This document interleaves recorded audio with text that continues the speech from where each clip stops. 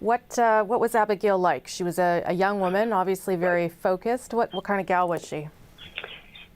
She was just a bundle of energy. She had long, luxurious red hair, and she just was a tempest in a teapot. Sounds like my kind of gal. She definitely would be your kind of gal. What brought her to the Navy? Why did she get involved? I don't know if it's a family that's involved in the Canadian Forces, or if this is your first person. Not really. Her mom and her second husband moved to Peterborough, and Abigail has 3 brothers, Simon, August, and Sebastian. And when they moved to Peterborough, Tanya decided that she was going to put them into cadets. And she knew basically that she was never going to be able to afford to send them to university, and she really hoped that they would choose the military as a career. So they got into cadets, and Abby realized from that she could have a very good career in the Canadian military. So she graduated a couple of years ago from RMC in Kingston and was posted to Dartmouth as a sub-lieutenant in the Navy upon graduation. So it was basically the story of join the Navy and see the world. This deployment was actually her 3rd in the Mediterranean region, and she loved the sea, she loved the Navy, she just loved everything about it. And she had been on this mission, General Vance said it was about 100 days they had been away, expected back in July. What was she doing? What was she telling you her days were like over there during this mission?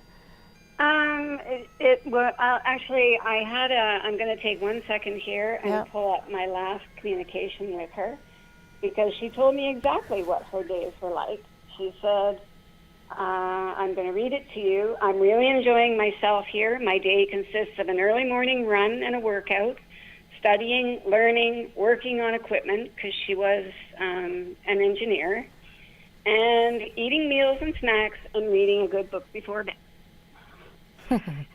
So at this point, they were told that they couldn't stop at the ports and get off the ship. So the one thing that she loved, because Abby loved food above everything else, and she just loved the port stops and literally got to see the world. So she was the big sister to 3 brothers. Have you talked to them today? Have you talked to her mother, her father? Can you give me a sense of how people are doing? We got the call last night from her eldest brother, Simon. He's 22. He's in the Army Reserves, and the younger son is also in the Army Reserves. So they got a visit by 3 officers in military uniform. So they knew right away that they live in Toronto. They knew right away that something tragic had happened. And so Simon called me and said, Grandma, can we come over? And I said, well, no, you can't, because me and Grandpa are isolated. We haven't seen family for a long time. We get our groceries dropped off on the veranda. And he said, Grandma, we really need to come and see you. So I pushed back again, and he just said, Abby died. We need to talk to you. So they came over, and we put the rest of the family on WhatsApp, and we talked for hours and shared our stories.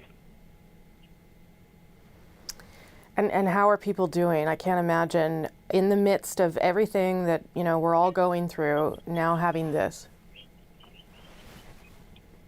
It's tragic, and everybody that I know, will say that a child should never be taken before an elder. Like, it's backwards, and it's so hurtful, and we're all in so much pain. She was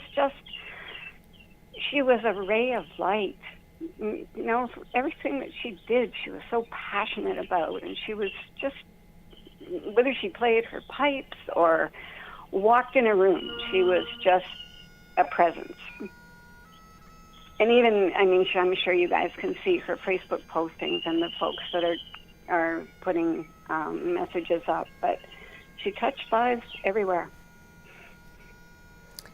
What will you remember most about her, Brenda, as your granddaughter?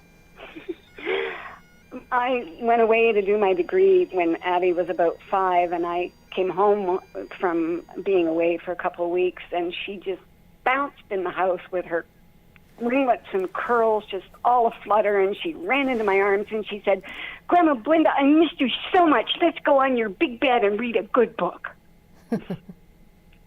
But that's just who she was, and it just continued her whole life. She just was a force, absolute force. She played in many military bands and tattoos, and she was a really well-known piper as well. So it was one of her hobbies and something that she did extremely well.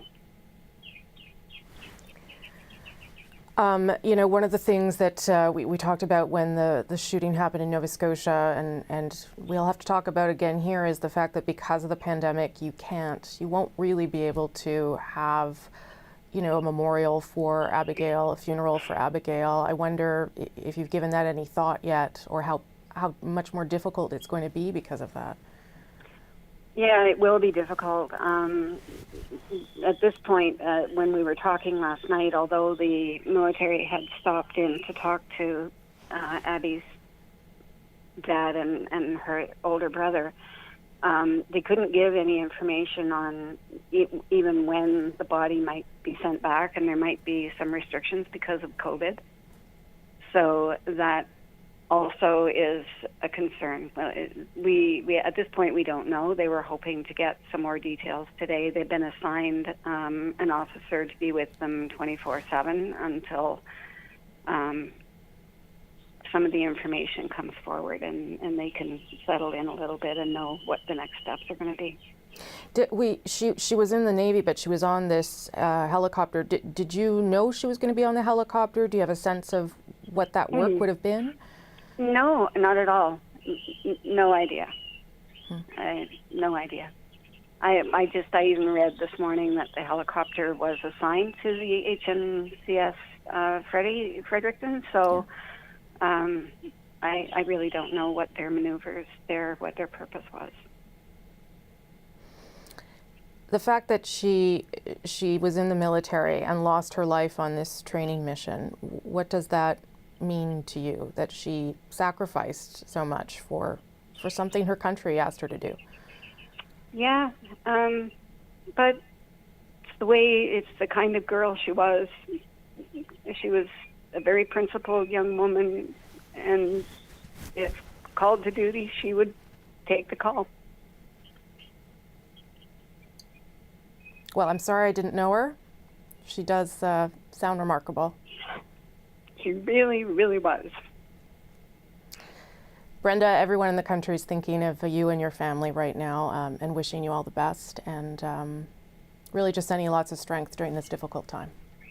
Thanks, Rosemary, and I also want to extend my condolences to the other families. Yes. I mean, it's painful, but at least we know that Addie was found, and that we can start to grieve. The other families must be just in devastated states.